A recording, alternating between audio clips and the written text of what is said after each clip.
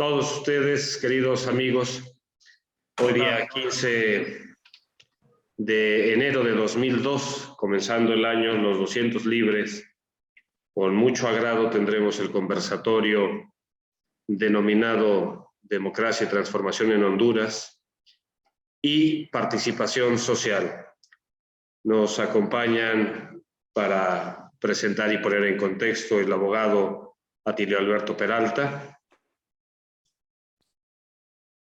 el médico hondureño y excónsul de Honduras en Puebla, Abel Williams Mayorga, y el educador y pensador mexicano Luis Gonzaga Benavides.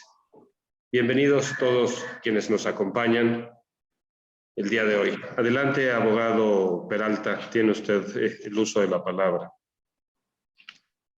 Muy buenos días. Muy buenos días. Estaba haciendo memoria de la época y de las circunstancias en que yo conocí a Abel Williams.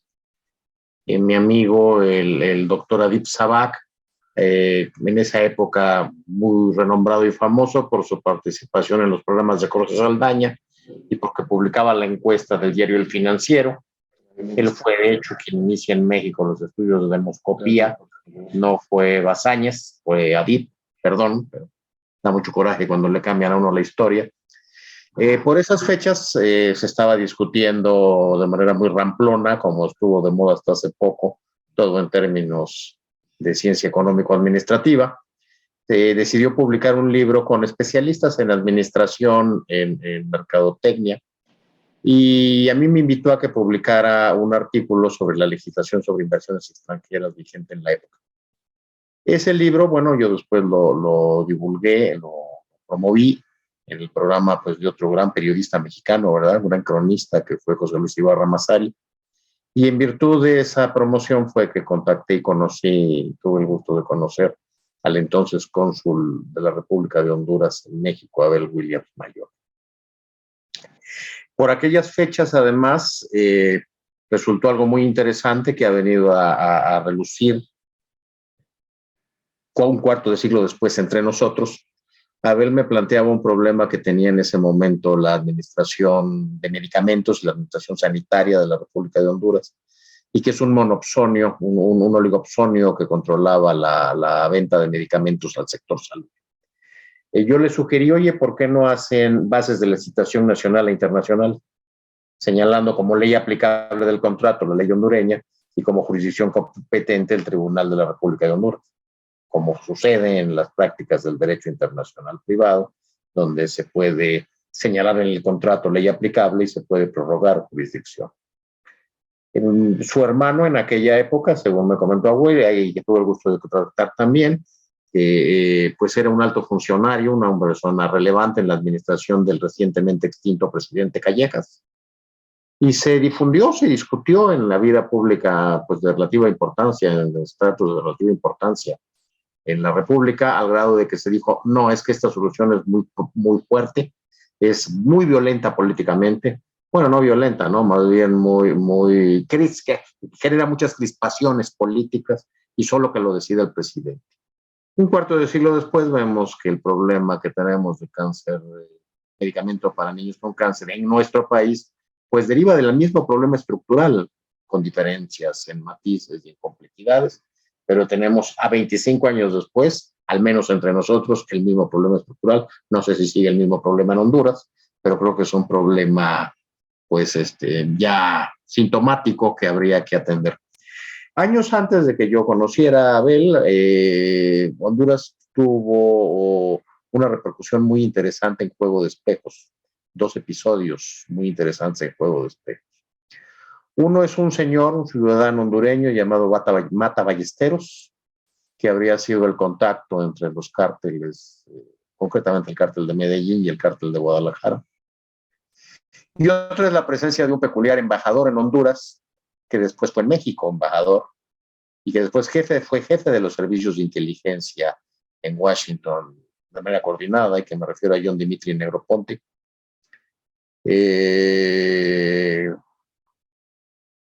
Eso generó una situación terrible, todos los cambios políticos que nosotros vivimos como generación en este país, pues derivan de la masacre en el rancho del Mareño, cerca de Zamora y La Barca, o sea, derivan de esos hechos y de esas épocas.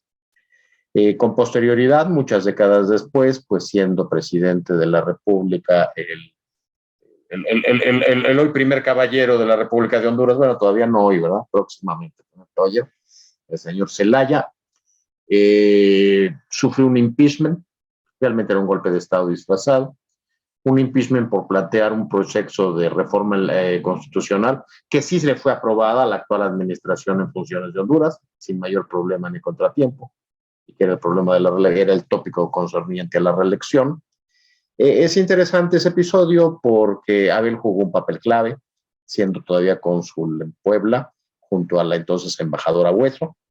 Entonces tuvo una repercusión, tuvo una interacción directa en esos acontecimientos. Y tras ese impeachment, bueno, se entronizó la actual administración que reedita lo que fue la función del señor Mata Ballesteros, con una terrible diferencia. Parece ser que las mafias se salieron de las barriadas de Medellín, de Guadalajara o de Tegucigalpa y se incrustaron en las más altas esferas de poder. Este es un episodio que queda atrás, que empieza a quedar atrás, afortunadamente, y pues esos son los aspectos de los que creo que nos podría abordar de manera muy interesante nuestro invitado de hoy. Honduras tiene una relación muy estrecha a la vida del país, si se recuerda, basta recordar y basta profundizar en los sótanos más estrictos de nuestra conciencia histórica, en las crónicas de Hernán Cortés, ¿verdad? Hernán Cortés, todo el episodio cortesano, todo el nacimiento de la Nueva España y del México, pues el México que conformamos, surge precisamente a partir del viaje a las Uberas, de la famosa expedición a las Uberas, en donde se funda Puerto Cortés, precisamente en territorio hondureño. Así que tener en cuenta este episodio, teniendo en cuenta estas estructuras, teniendo en cuenta estas placas tectónicas, nos va a servir de mucho para entender lo que estamos viviendo actualmente. Se anunciaba para mañana, para hoy, ¿no? Se anunciaba para hoy la visita de la presidenta electa, que se ha pospuesto en razón del estado de salud del presidente, pero bueno, no deja de ser interesante que nos adelantemos estando en medio del debate de un episodio fundamental y que va a tener repercusiones muy graves. Dejo el uso de la palabra a nuestro invitado, que es realmente quien tiene que exponernos algo que valga la pena de oír en este momento. Alberto, muchísimas gracias. Bienvenido, Abel Williams Mayorga. Adelante, por favor.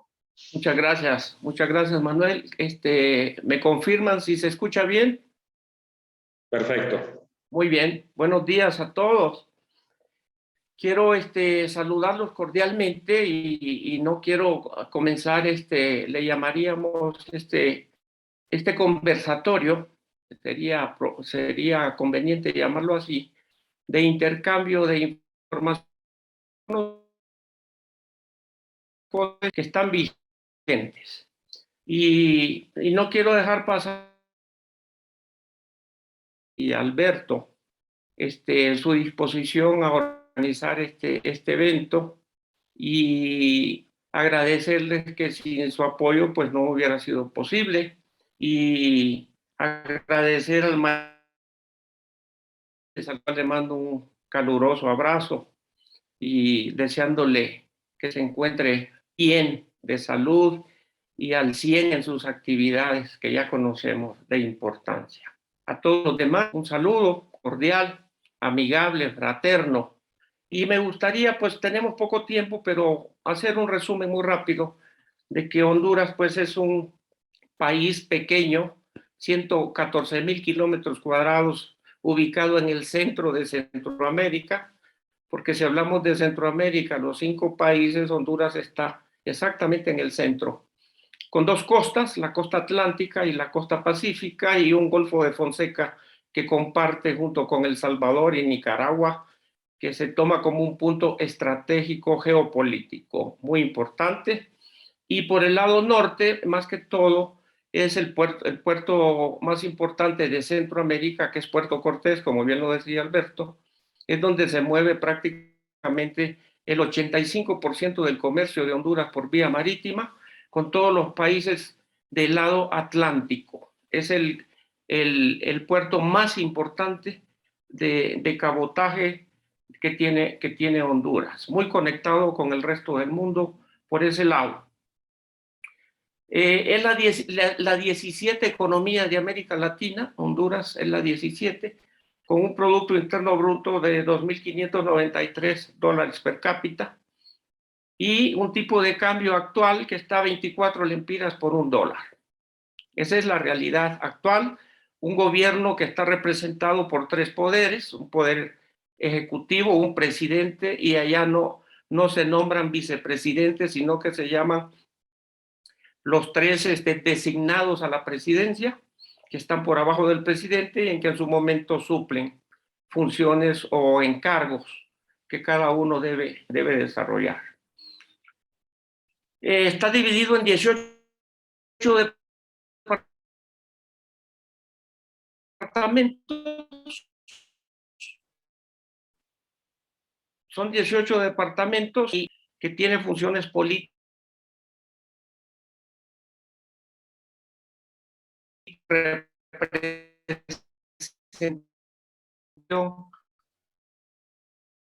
del poder. En ese contexto, los fenómenos políticos que se han desarrollado en Honduras, yo quisiera dejar bien marcado lo siguiente, que los movimientos que se dieron violentos en Centroamérica entre la década de los 70 y 80, empezando por el movimiento sandinista de liberación nacional que encabezó el movimiento del actual presidente Ortega en Nicaragua, cuando yo diría, se derroca, entre comillas, a Anastasio Somoza, a esa dinastía Somoza, en donde pues tuvo que ver mucho, pues ya sabemos que la influencia del poder del norte. Estados Unidos tuvo que decirle al señor Somoza, es suficiente, ya es tiempo de que usted deje esto, porque hay un movimiento insurrecto con mucha fuerza y con un apoyo mundial tremendamente importante, y por lo tanto hay que dar ese espacio. Y resulta que triunfa la revolución sandinista en Nicaragua, cruenta, violenta, exageradamente desgastante social, política y económicamente. Y se instaura hasta la fecha, ustedes conocen, bueno, un gobierno cuestionado por muchas cosas que también ya conocemos. Y por el otro lado, con Honduras, con la frontera sur, tenemos a El Salvador, que también vivió otro movimiento cruento revolucionario, ¿verdad? Que el Frente Farabundo Martí de Liberación Nacional tuvo que ver en los procesos de transformación también, un movimiento revolucionario insurrecto cruento, violento, que también ustedes conocen. Guatemala tuvo su movimiento un poco antes, ahí terminando los 60, 70, con sus movimientos menos cruentos, pero también violentos. Y la excepción a todo esto que he mencionado ha sido Honduras, porque Honduras vivió su cambio, su transformación, gracias a Dios, pacíficamente. Ese es el cambio que vale la pena retomar. Y Honduras, que se mantuvo pacífica, que se mantuvo únicamente como un trampolín de los Estados Unidos, que estableció una base militar en Palmerola para reforzar las acciones que tenía militares y políticas contra Nicaragua, y de ahí fue en realidad donde se armó y se utilizó el territorio para poner mano a través de Honduras en los movimientos tanto de El Salvador como el movimiento de Nicaragua. En Honduras se vino toda una serie de procesos electorales que tuvieron que ver netamente con un perdido fuerza hasta la fecha, pero que en los años 60, 70 y 80 fue los que decidieron estos dos partidos, el Partido Nacional de tendencia conservadora y el Partido Liberal, que se funda con ideología liberal, como su nombre lo dice. Pero entre los dos habían negociaciones bajo del agua, en donde los acuerdos en el Congreso Nacional, que es unicameral, En Honduras existe una Cámara de Diputados constituida por 120 que eligen tanto por voto directo y secreto, pero también hay representación proporcional como existe en México también. Entonces hacen una suma total de 128 diputados. Estos 128 diputados siempre eran negociados entre los dos grandes partidos, Partido Nacional y Partido Liberal, y los gobiernos que llegaban al Ejecutivo eran producto de concertaciones bajo el agua, y las elecciones eran puramente una figura que existía en la Constitución y que en realidad pues no existía tal el respeto a las mayorías, como en una verdadera democracia debe existir. Pero este fenómeno se fue revirtiendo poco a poco a través de los procesos que se vinieron dando prácticamente de los años 90 para acá, y puntualmente el punto crítico, el punto de quiebre de este manejo bipartidista se da en la elección de 2018, cuando Juan Orlando Hernández, que es el actual presidente de Honduras, habiendo ya cumplido su mandato del 2018 con elecciones que se dieron, entonces él ocupa la primera magistratura y la Constitución prohíbe, y eso lo digo que prohíbe porque está vigente, porque esa reforma constitucional que se hizo no fue una reforma de consenso, ni siguió los criterios que marca la Constitución de Honduras para llevar a cabo una verdadera reforma constitucional.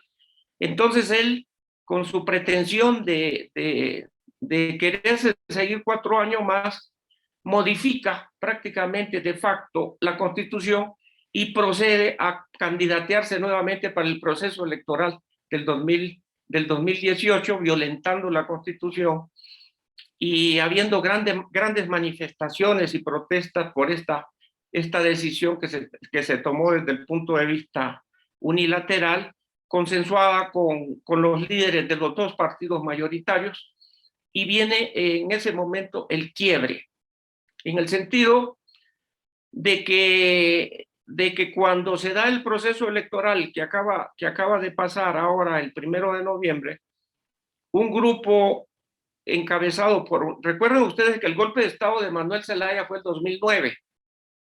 A partir de esa ruptura con Manuel Zelaya, que sale en un avión en pijama de su casa, de su recámara, y lo ponen en Costa Rica, a lo que se llama el golpe de Estado, por la reforma que quería hacer, como bien lo dice Alberto, que fue el motivo. Entonces queda un gobierno interino encabezado por el presidente del Congreso, el señor Micheletti, no bien visto, por cierto, por muchas maniobras que se hicieron ahí, y empiezan entonces ya los grupos políticos a hacer ya debates más a profundidad y marcando líneas bien precisas desde el punto de vista político.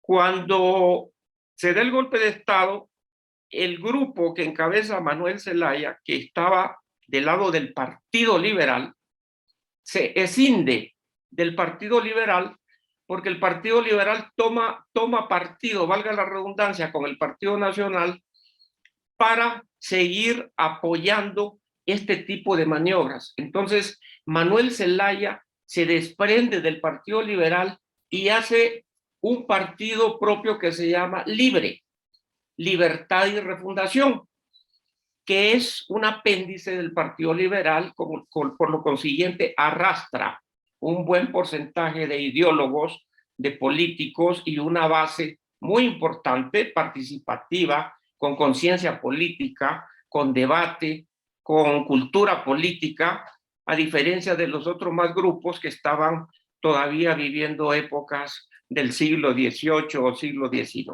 Muy, muy conservadores, pero un conservadurismo demasiado violento y respaldado por las Fuerzas Armadas, ¿verdad? Por los grupos militares que apoyan estas tendencias. Entonces se da la tarea a Manuel Zelaya de escinde del Partido Liberal, funda su movimiento Libre, pero estratégicamente él da un paso atrás y empieza a aparecer la figura de su esposa, de su mujer actual, que es Xiomara Castro de Zelaya.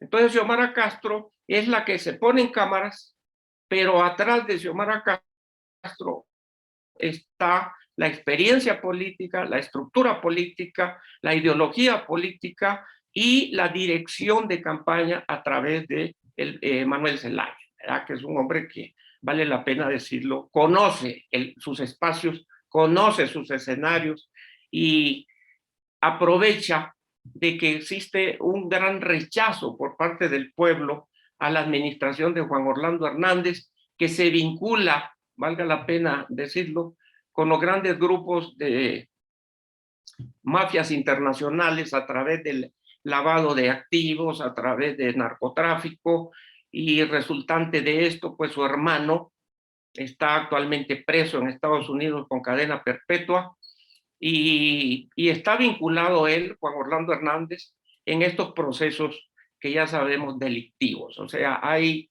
un juicio, hay una carpeta abierta en la Corte Sur de los Estados Unidos, del estado de Nueva York, en donde está inmiscuido Juan Orlando Hernández, y al terminar su mandato, que es el día 27 de este mes que toma posesión Xiomara Castro, pues se piensa de que Estados Unidos va a tomar acciones ya jurídico-legales contra este señor. Así el escenario, entonces el fenómeno Xiomara Castro, que participa en la elección del 1 de noviembre, obtiene un triunfo rotundo, incuestionable.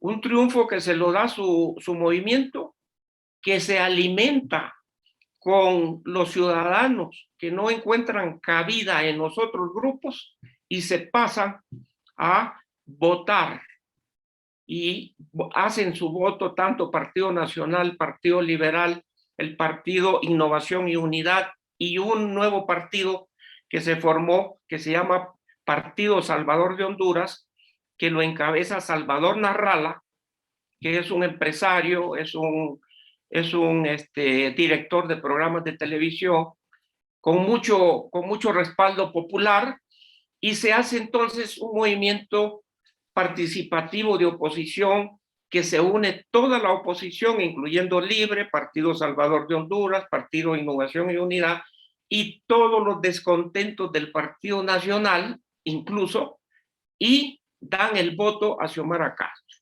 Entonces, es una mezcla de intereses natos, originales, y de descontentos que se siembran en los otros partidos, y Xiomara Castro logra conjuntar un porcentaje de votación nunca visto en un gobierno hasta la fecha en Honduras, y alcanza primero un porcentaje de votación popular ciudadano que alcanza casi el 70%, y ella de ese 70% logra aglutinar un 62% de la votación. Entonces logra llegar contundentemente, sin cuestionamientos. Estados Unidos es el primer país que le dice: tiene mi respaldo, apoyamos la decisión popular, es un gobierno legal y respaldado por una ciudadanía que logró ella conjuntar. Pero se viene un segundo problema que hasta este momento está latente: el control del Congreso Nacional. Entonces la oposición se ve, no la oposición, sino hasta este momento, pues los partidos grandes, digámoslo así, el Partido Liberal, lo que quedan los rescoldos, el Partido Nacional, quieren hacer las sumas en el Congreso para imponer un presidente del Congreso que haga el papel de opositor a un ejecutivo que no está cuestionado. Y ahorita están esos estira y encoges, pero se dio a conocer en fechas recientes que hay un convenio firmado entre Partido Salvador de Honduras, con Salvador Narrala, y la presidenta Xiomara Castro, en donde se compromete la presidencia del Congreso al Partido Salvador de Honduras, porque es un partido que tuvo mucho que ver en el triunfo de Xiomara Castro. Entonces, las Fracciones Unidas, 50 diputados que tiene el Partido Libre, con 10, 20 diputados más que pueden sumar el resto de la oposición, ellos dos pueden poner al presidente del Congreso, que sería el licenciado Redondo, que le mandamos un saludo, y posiblemente se piensa que los arreglos y los cabildeos que se están haciendo van encaminados a que el licenciado Redondo sea el próximo presidente del Congreso Nacional, si se respetan los acuerdos y los compromisos que se hicieron antes del proceso electoral. Pero se está viendo que los otros grupos, que son los poderes fácticos económicos que están vigentes en Honduras, como es la iniciativa privada, como es la banca, como es sectores de las Fuerzas Armadas, están en este momento tratando de desequilibrar ese convenio, ese compromiso, para ellos lograr poner un presidente del Congreso, y están comprando conciencias con mucho dinero, tratando de que no se lleve a cabo este nombramiento. Pero creemos que se está actuando ahorita y se están haciendo negociaciones de altura, y muy posiblemente calculamos que un 70% ya está arreglado de que sea el licenciado Redondo el presidente del Congreso Nacional, y eso le dará a la presidenta Xiomara, entonces sí, un verdadero poder legislativo aunado al poder presidencial, ejecutivo, para poder desarrollar todos los proyectos y programas que tiene en mente llevar a cabo. Yo diría que la problemática que tiene Honduras actualmente no está divorciada de lo que vive México, en una dimensión lógicamente diferente, ¿verdad? México con una dimensión mucho más grande, pero la problemática endémica de América Latina pues son factores que los tenemos identificados, ¿verdad? Como es la corrupción, como es la imposición, como es el mandato coercitivo, como es la inseguridad, como es la privatización, entre comillas, porque son privatizaciones hechas a modo para que determinados grupos tengan las participaciones que se quieran dar. Entonces, la agenda que impone el Departamento de Estado, que la hizo pública para Honduras, es bien clara. Y esto ya fue pactado. En la agenda, el primer punto es la migración. A Estados Unidos le interesa que exista el arraigo de la población, en este caso en Honduras, para que no tengan que haber esos movimientos de poblaciones que desequilibran social, política y económicamente a un país, aparte de todo lo demás que esto trae. Y la forma de mantener el arraigo, pues es ofreciendo oportunidades de trabajo, empleo, desarrollo, y eso es un punto en la agenda que ocupa el lugar número 1. El punto número 2 de la agenda que negocia el Departamento de Estado con Honduras es combate frontal a la corrupción. Esa es la línea, el combate frontal a la corrupción. Y tercero, fomentar el desarrollo del país, fomentando la inversión y creando un fondo que, gracias a la visita que hizo el presidente López Obrador a Estados Unidos, a Washington, y la reunión con el presidente Biden y con el primer ministro canadiense, pues el proyecto México obtiene la aprobación de Estados Unidos para que los proyectos que se están en este momento implementando en México, Estados Unidos los aprueba, y México se convierte en punta de lanza, así lo quiero yo mencionar, y Estados Unidos, con el respaldo que le da México, entonces México retoma el liderazgo de Centroamérica, en el sentido de que los proyectos que tiene México sean implementados tal y cual en Centroamérica. Y para muestra un botón, el programa Sembrando Vida que tiene México se va a implementar en Centroamérica, empezando por el Triángulo del Norte, que sabemos que es Guatemala, El Salvador y Honduras, y únicamente se va a llamar allá Sembrando Oportunidades. O sea, nada más hay un pequeño cambio. Segundo, la dirección que lleva México en combate a la corrupción es un punto de partida que tiene Honduras. Hay coincidencias en este punto.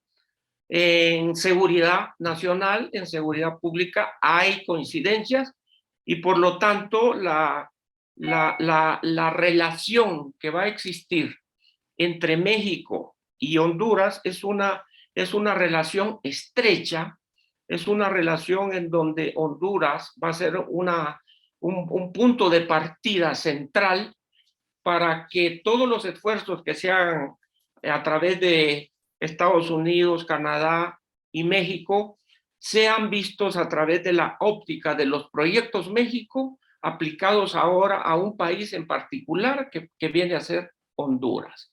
Eso es lo que está actualmente en la mesa de acuerdos, y ese va a ser el punto que se tendrá en la agenda en la visita que haga la presidenta electa Xiomara Castro, y se piensa que el presidente López Obrador tiene programada una gira también para Centroamérica, para hacer una visita a los países centroamericanos y ir consolidando este tipo de apoyos y este tipo de ayudas. Yo quiero recalcar que es el momento de México.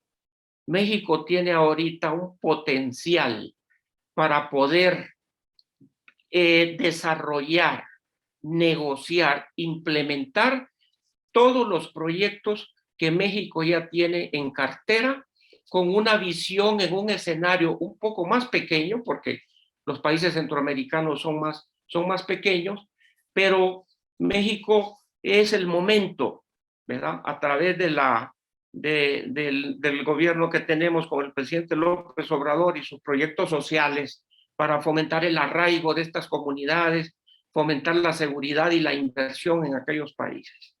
Entonces, Estados Unidos y Canadá, cuando el presidente López Obrador propone de que se construya un bloque comercial sólido, que no tenga que ver con estar comprando mercaderías, insumos en otros países de otros continentes, que formemos un grupo netamente América Latina para consolidarlo y competir con los demás países del mundo. Esta idea fue la que consolidó y fue la que hizo que los países Estados Unidos y Canadá vieran con buenos ojos la intención de México en consolidar este grupo, ¿verdad? Que no solamente va a ser comercial, sino que va a tener, pues recuerden ustedes, una influencia política 100% avalada por el Departamento de Estado con Estados Unidos.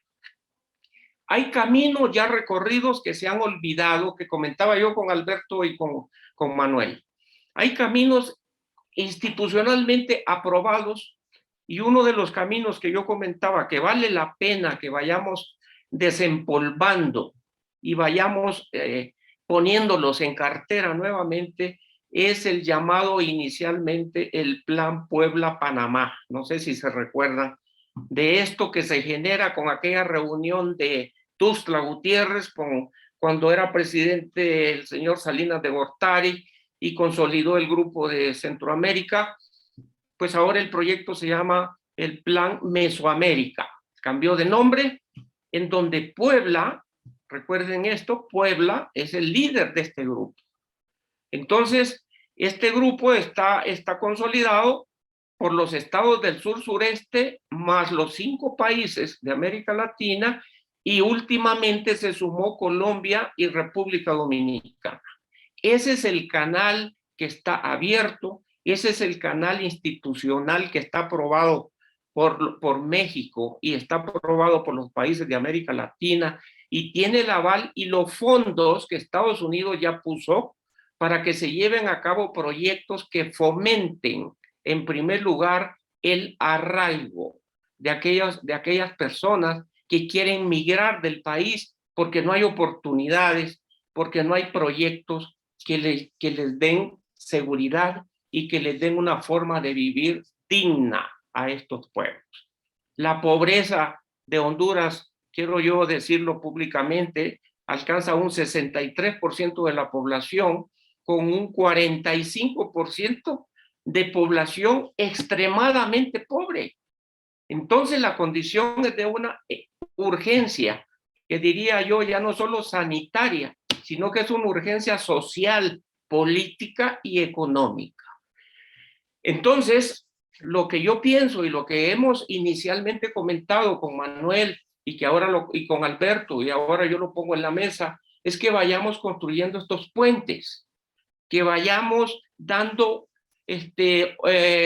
ideas y que vayamos consolidando proyectos que reúnan los requisitos que yo ya mencioné. Fomentar el arraigo, fomentar la educación, la cultura, trabajar en salud, trabajar en campo y trabajar con organizaciones que ya están en esa línea. Pero tenemos que ser facilitadores. Tenemos que organizar estos proyectos, estos planes y hacerlos ver en las instancias que sean convenientes para ver las bondades de los proyectos y las ofertas que nosotros podemos poner en estos organismos. Entonces, punto número 1, trabajar en estos proyectos. Punto número 2, desempolvar el proyecto Mesoamérica. Es muy importante, que está muy pegado con CEPAL, está muy pegado con UNESCO, está muy pegado con la Organización Mundial de la Salud. Incluso el señor Slim invirtió ya en un centro de salud pública en el proyecto Mesoamérica. Él puso determinada cantidad de dinero para que se utilizara un centro de salud pública que tuviera que ver con formación de recursos humanos, con investigación científica y con apoyos para tratar asuntos endémicos o pandémicos en salud. Ahí está la idea en el plan Mesoamérica, y es lo que yo propongo, que empecemos a desempolvar lo que ya está trabajado. Con esto, así, en pocas palabras y haciendo un resumen muy somero, que a reserva de que volvamos a tener reuniones y volvamos nuevamente a tocar estos temas, me gustaría también escuchar las opiniones, yo sé, de ustedes que están versados en estos asuntos. Agradezco su atención y agradezco su invitación para llevar a cabo este tipo de eventos. Y muchas gracias. Muchas gracias, médico Williams, por su intervención y por ponernos al tanto de la reciente historia de Honduras y el camino que puede tomar con México. Doy la bienvenida al doctor Luis Gonzaga Benavides, quien compartirá con nosotros el tema de participación social. Adelante, doctor Benavides, por favor, encienda su micrófono. Gracias. Muchas gracias. Buen día a todos. Ya pasó la tarde casi, ¿verdad? Será muy breve mi interpretación, mi intervención. Yo me he quedado del año pasado muy preocupado por los desastres naturales en Honduras y los problemas que ha generado, problemas sociales, problemas económicos y la falta de un proyecto general que pueda dar poder a esta gente que se quedó prácticamente sin nada, sin vivienda, sin trabajo, sin oportunidades reales, hasta de alimentación. Y creo que lo que hagan los gobiernos aún no es suficiente si no hay características de nuestros pueblos. Fundamental es la solidaridad. Solidaridad entre las familias, la familia grande, el nosotros grande que hemos heredado en nuestros pueblos originarios, ¿verdad? Y que ordinariamente se les imponen proyectos y que no surgen de ellos.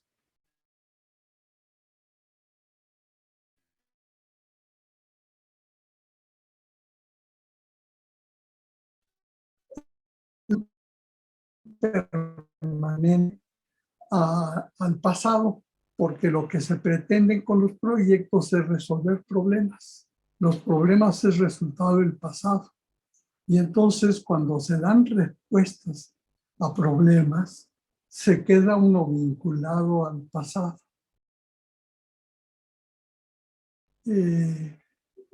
La participación social lo que busca es trascender esta urgencia de seguir mirando al pasado, que conlleva siempre una inmediatez, y proponer una visión a largo plazo que haga que dé elementos para un proyecto de futuro lejano. Nuestro planteamiento en la participación social consiste en preguntarle a la gente de todos los días, cómo quiere que vivan sus nietos cuando tengan su edad, cómo quieren que sea su familia, cómo quieren que sea su gobierno, cómo quieren que sea su organización social, cómo quieren que sea su desarrollo personal. Porque esto permite que la gente saque lo mejor de sí misma, planteándolo para sus nietos. Y esto permite hacer proyectos verdaderamente que respondan a los valores y a los intereses de las personas. Nos cuesta mucho, a todos y a nuestro pueblo también le cuesta mucho, visiones a largo plazo. Justamente por la necesidad de inmediatez que nos plantean nuestros problemas. Pero cuando la gente participa y se hace un planteamiento de futuro en el cual la necesidad inmediata queda superada, tiene una posibilidad de generar esperanza. Y esa esperanza se traduce en que ese futuro que tú quisieras para tus nietos, ¿verdad? Comienzan a trabajar hoy, comienza a realizarla hoy con lo que tienes, no con lo que no tienes, con lo que tienes, pero no individualmente, colectivamente. Y esto nos regresa, creo yo, a los valores fundamentales de nuestra propia idiosincrasia de pueblos mestizos que somos, con toda la carga de nuestro indigenismo.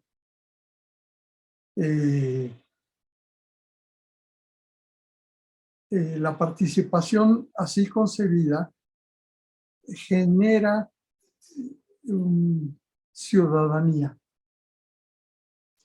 porque permite construir ciudades vivibles y nos hace auténticamente ciudadanos.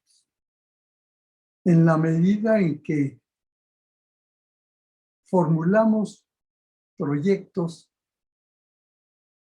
locales, proyectos regionales y podemos tener proyectos nacionales a largo plazo. Porque si no tenemos el largo plazo, nos come la inmediatez del problema.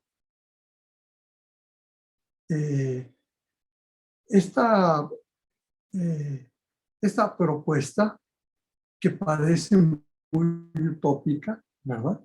Es plenamente realizable, porque la gran fuerza la tiene no el gobierno, que siempre es pasajero, sino la tiene el pueblo cuando tiene proyecto. Cuando tiene proyecto, sabe qué exigir del gobierno. Cuando no tiene proyecto, vive el proyecto y el futuro que le imponen desde fuera. Entonces, la participación social sin una visión prospectiva se convierte en explotación en torno a un proyecto ajeno a las propias realidades de las personas, de las comunidades.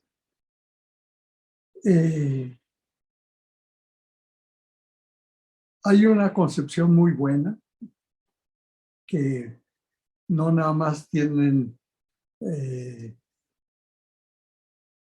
los pueblos indígenas del sur, sino que es muy vivida por los mayas, muy vivida pues, por el pueblo náhuatl también, de cómo mirar el nosotros. Hay un nosotros que significa los que estamos presentes aquí y que estamos dialogando con el otro y que no incluye al otro. Hay un nosotros que incluye al otro.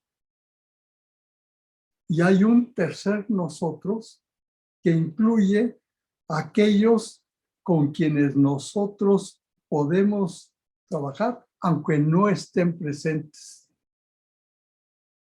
Este tercer punto es el de la verdadera participación social.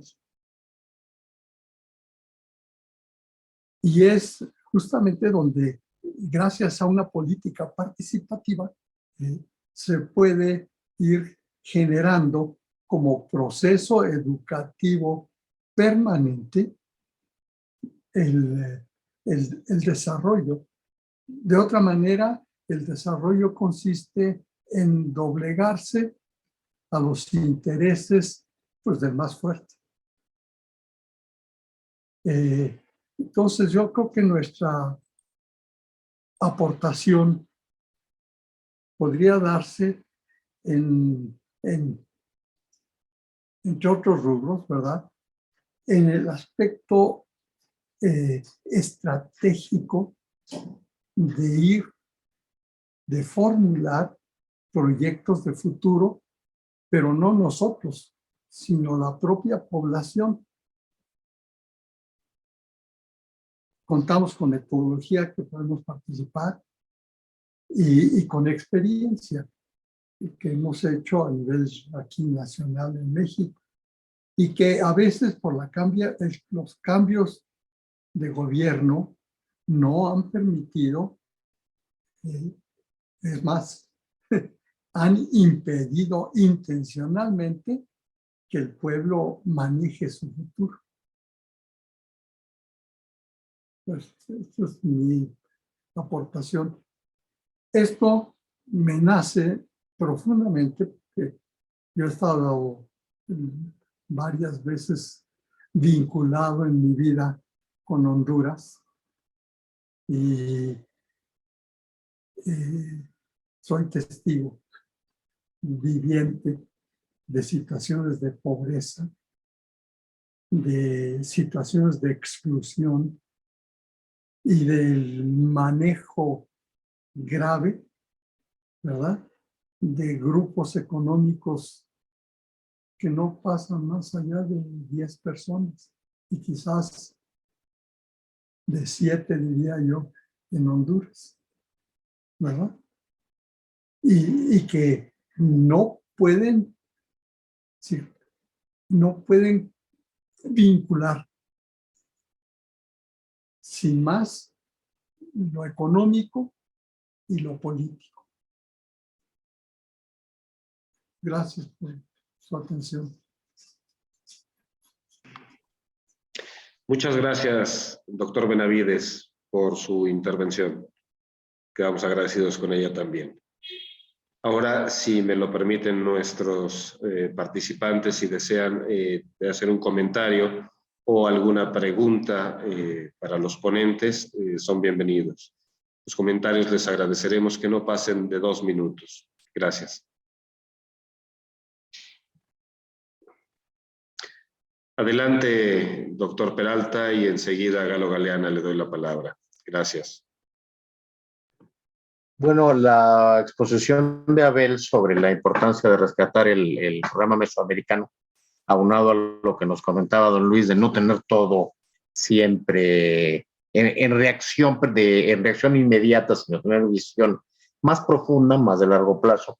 Me hizo recordar un antecedente, yo más bien voy al antecedente, pero creo que con miras a proyectarlo al futuro, que casi ya no se recuerda y me gustarían los comentarios al respecto, y que es el Tratado de Managua de 1960, cuando se creó el mercado común centroamericano, que se descarriló con la guerra del fútbol en el 69. Y creo que es un antecedente y un experimento que fue valioso, no fue frustrado. Bueno, se le frustró por razones de asusamiento militar, seguramente desde afuera. No conozco mucho las circunstancias, aunque hay un excelente reportaje, ¿no?, de Kapuczynski al respecto, ¿no? Pero no conozco las circunstancias a detalle. Sin embargo, creo que valdría la pena hurgar en ese antecedente. Es un mero comentario que me vino a la mente. Gracias, perdón.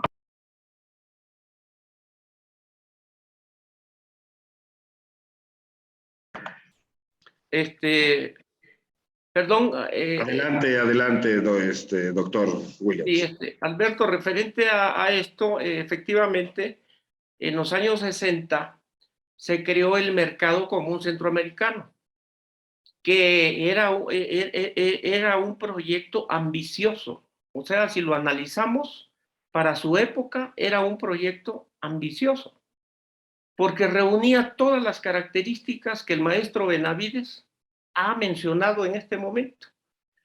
Hablaba de participación ciudadana, hablaba de un régimen aduanal único, la libre circulación de mercancías entre los pueblos, tasas impositivas igualitarias, hablaba de salarios mínimos, hablaba de comunidades saludables, hablaba de fondos de ayudas especiales a la pobreza, hablaba de gobernanza, y desde los 60.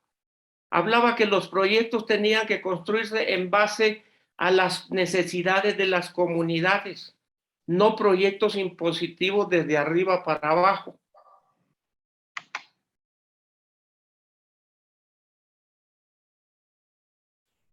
Sino los proyectos creados de abajo, la mesa de discusión en todos los proyectos, la gobernanza, que yo veo bien, pero yo le agregaría un adjetivo más, una verdadera gobernanza, pero con una verdadera gobernabilidad. Porque si no emparejamos las dos cosas, nos vamos y nos situamos de un solo lado, hablando de gobernanza, entonces estamos ya dándole más peso a un gobierno comunitario y restándole peso a una gobernabilidad que tiene que existir como Estado, como director, como directriz. Pero entonces tenemos que ver, regresando, de que existe ese antecedente, que fue rebasado en la mayoría de sus puntos después, por lo que se vino, que fue el régimen aduanal igualitario, que se está trabajando actualmente en eso en Centroamérica para poner un régimen aduanal único, y vino ahora a ser también sustituido en parte por el acuerdo comercial de México, Centroamérica. Recuerden ustedes que eso está asignado, eso está firmado, y está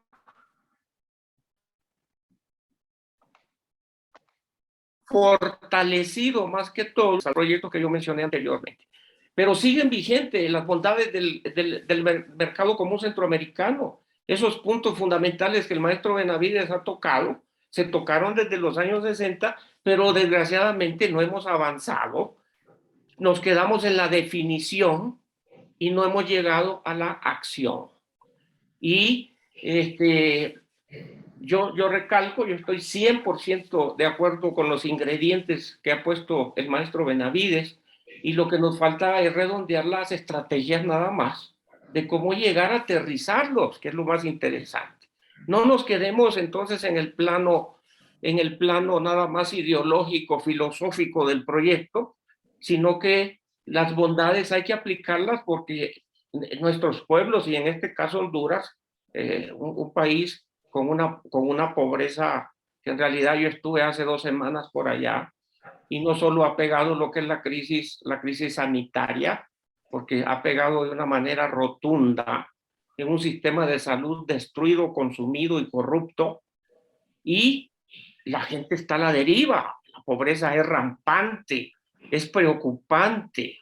Yo que nací allá, yo nací en Honduras y mi familia todavía vive por allá, pero todavía hay fuerzas retardatarias que mantienen esos diques, que mantienen esas murallas en defensa de intereses tan mezquinos que no son capaces de tener en sí un poco de sensibilidad social para decir de lo mucho que tenemos, pues hombre, es justo ayudar a los más desposeídos, que son principios humanitarios básicos de cualquier tendencia filosófica, religiosa que ustedes quieran. Es el bienestar de la especie, del ser humano, viéndolo desde el punto de vista ser humano, en el concepto que ustedes lo quieran ver. Entonces, sí, Alberto, ese antecedente es muy importante y claro que sí, todavía hay puntos fundamentales que son lo que ha tocado el maestro Benavides, que ya estaban puestos allá en este mercado común centroamericano. Sí, muchas gracias. Muchas gracias, doctor Williams. Adelante, Galo Galeana, por favor, puede encender su micrófono. Muchas gracias a todos.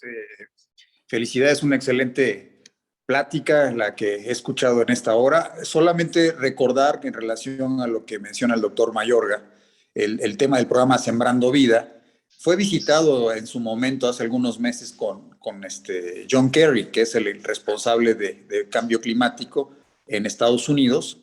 Es un programa muy importante, el tema ambiental para los americanos. Biden está, como saben ustedes, regresa a la COP26 después de que Trump se había salido. Y bueno, personajes como Katherine Tai, la responsable de comercio exterior en Estados Unidos, también tiene el tema muy en la mira. Entonces, comentar que en el caso de Honduras, como en el caso de Centroamérica, hay oportunidades para descarbonizar los sectores y que podría ser muy interesante que Honduras y Centroamérica empezaran a producir cada vez más caña de azúcar dentro del programa de Sembrando Oportunidades, porque tiene una serie de cobeneficios que no solamente son ambientales, sino también de corte social, incluso de salud, de economía circular. El bagazo de caña se produce energía eléctrica, produce energía mecánica, que es completamente libre de emisiones de carbono, y además esta ruta de mitigación que se ha señalado pomposamente en la COP26 de Escocia recientemente sobre la electrificación del sector automotriz para el 2050, pues puede ser una realidad para los países desarrollados y quizá para los ricos con el segmento Premier o Premium, pero no para el promedio de Latinoamérica. Entonces ahí es donde tenemos una gran oportunidad, porque tenemos por lo menos 30, 50 años más de convivencia entre combustible convencional y autos eléctricos. Entonces, solamente quería mencionar eso y felicitarlos por la charla. Muchas gracias, Galo. A los ponentes, ¿algún comentario? No tenemos más intervenciones. Queda libre para despedirnos y si quieren un comentario final, adelante, por favor.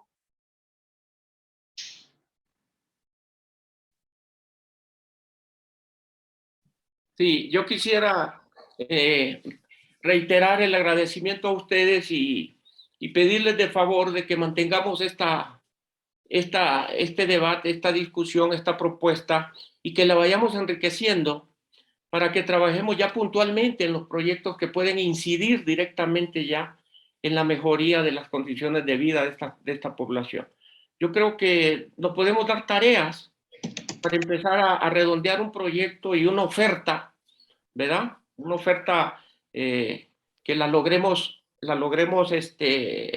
equilibrar para que tenga el impacto que buscamos y que busquemos además los apoyos de instituciones que están deseosas de escuchar, bueno, cuál es la salida, porque hay muchas puertas, pero no podemos abrirlas todas de un jalón, sino que tenemos que empezar a abrir las puertas de lo más importante, de lo que urge hacer, aprovechando que vamos a tener un gobierno en Honduras, ahora sí, legítimo y legal, exactamente, reúne las características de ser legítimo y de ser legal, y que eso le da la contundencia a un proyecto que se quiera implementar, porque eso es fundamental, como repito, una verdadera gobernabilidad con una verdadera gobernanza.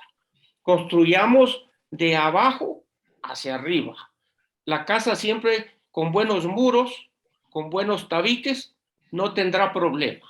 Entonces empecemos a construir y a poner los ladrillos más importantes, que los podemos ir debatiendo poco a poco y que vayamos viendo los ejes hacia dónde tenemos que incidir, buscando que sea lo más a corto plazo posible, al menos costo posible, porque no hay muchos recursos para hacer esto, y que logremos el apoyo de las personas indicadas para que podamos avanzar en construir las primeras bases de un proyecto a largo plazo, como bien lo decía el maestro Benavides.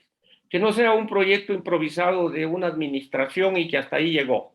No, que sea un proyecto a largo plazo, que se vaya agregando en cada gestión lo necesario, y creo que vamos a tener éxito en lo que querramos construir. Cuenten conmigo, yo estoy en disposición porque me interesa.